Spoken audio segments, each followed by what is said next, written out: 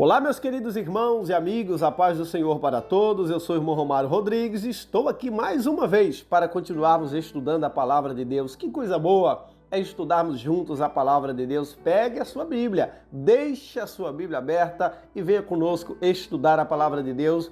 Estamos estudando sobre os dons, já falamos sobre os dons espirituais, sobre os dons ministeriais, vamos falar sobre os dons assistenciais, mas ainda dentro desse contexto dos dons ministeriais, nós vamos começar a falar sobre as funções eclesiásticas, sobre os dons que são chamados de ofícios ministeriais. Eles estão relacionados diretamente com os dons ministeriais de Efésios capítulo 4, a partir do versículo de número 11. Eu estou falando do cooperador, que também é chamado de auxiliar, e também estou falando do diácono. São funções importantíssimas no reino de Deus, assim como também são importantes todos os demais dons. Vamos falar, em primeiro lugar, sobre o cooperador, que também é chamado de auxiliar. Vamos ver quais são as funções, as atribuições do cooperador, vamos ver as referências bíblicas que falam sobre o cooperador. Queridos, é com muita tristeza que nós vemos a função do cooperador ou do auxiliar ser tratada, de certa forma,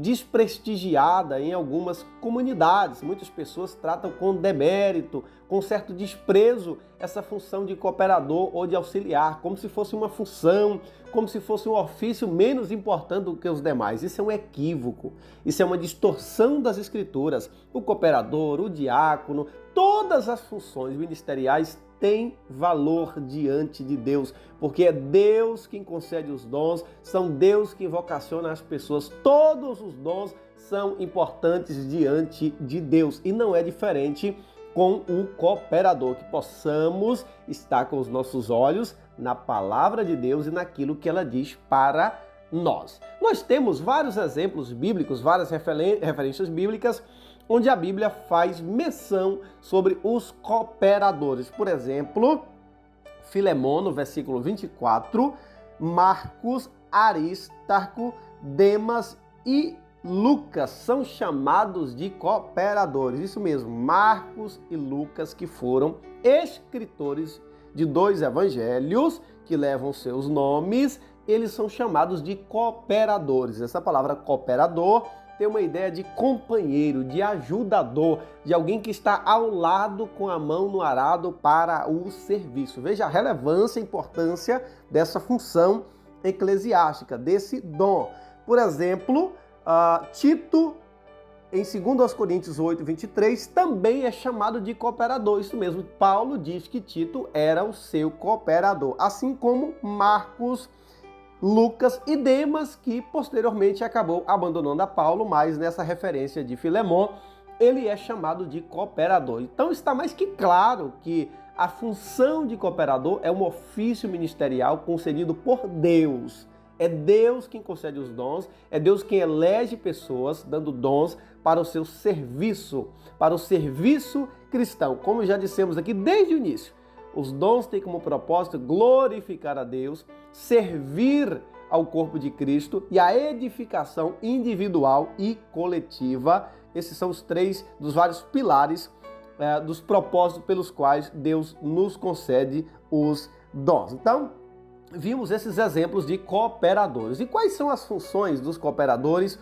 ou auxiliares no reino de Deus? Bom, a figura do cooperador pode variar de uma igreja para outra. Por exemplo, em muitas igrejas, os cooperadores, eles exercem um papel de auxiliar na obra de Deus, auxiliando, por exemplo, os pastores e os líderes locais. E múltiplas são as tarefas dos cooperadores. Eles atuam como porteiro, por exemplo, como aqueles que cuidam da organização do pátio, aqueles que cuidam do estacionamento. Os cooperadores, por exemplo, eles ajudam a servir a ceia, eles atuam em várias funções no corpo de Cristo. E é interessante que os cooperadores, como nós vemos aqui na Bíblia, eles têm funções tanto internas no templo, como funções externas. As funções do cooperador, a atuação do cooperador ou do auxiliar não está restrita à igreja.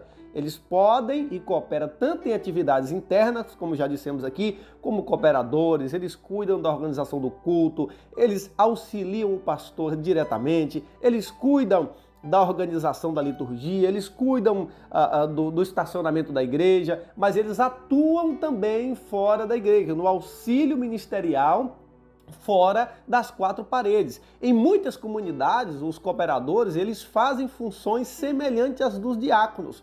Em muitas comunidades, por exemplo, onde não há diáconos, a figura do diácono, os cooperadores são aqueles que exercem as suas funções.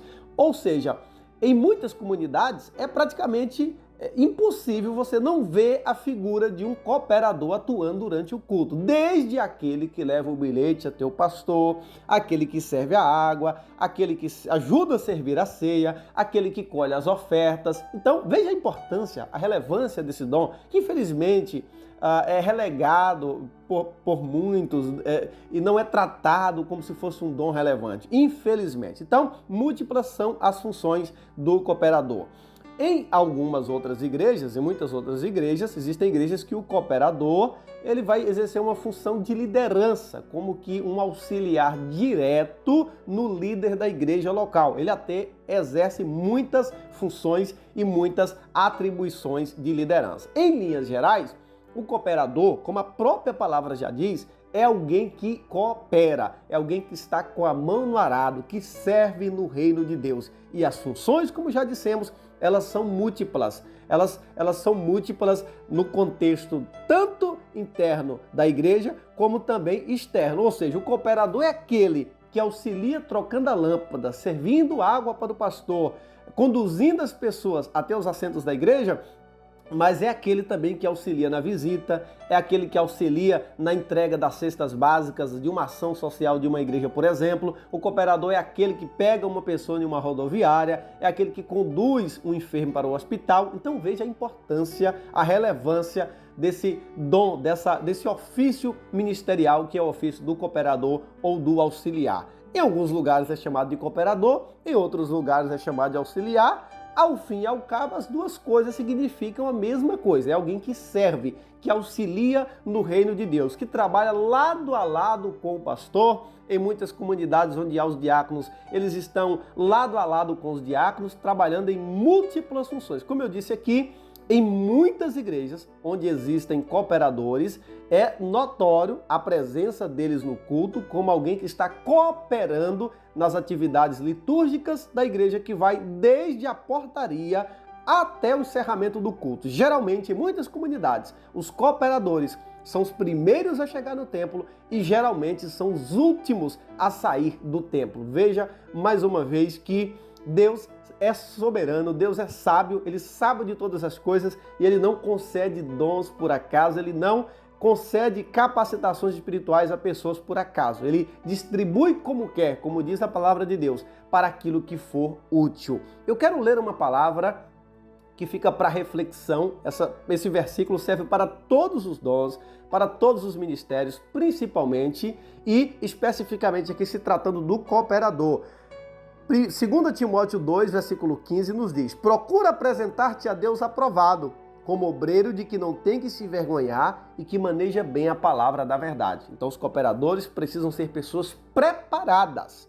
Eles precisam buscar o preparo, mas em primeira mão, em primeiro lugar, as igrejas precisam preparar os cooperadores. Não basta pegar uma pessoa e colocar para cuidar do estacionamento, colocar para dirigir um culto, colocar para servir uma ceia. Não basta pegar uma pessoa e colocá-la na portaria e dizer, deixa Deus te usar. Não, a igreja deve treinar essas pessoas, deve oferecer elementos, condições para que ela exerça o seu trabalho com diligência, para que ela desenvolva um bom trabalho. A igreja precisa ter trabalhos de treinamentos, cursos de aperfeiçoamento, para que quando o cooperador, independente de qual seja a sua função no templo, no corpo de Cristo, dentro e fora do templo, independente de qual seja a função que ele vai exercer, desde dirigir um culto, desde fechar os portões da igreja, desde pegar alguém da rodoviária, conduzir um enfermo ao hospital, ele precisa receber instrução, ele precisa ter ciência daquilo que ele vai fazer. Ele precisa estar ciente das suas atividades. A Bíblia diz aqui que os obreiros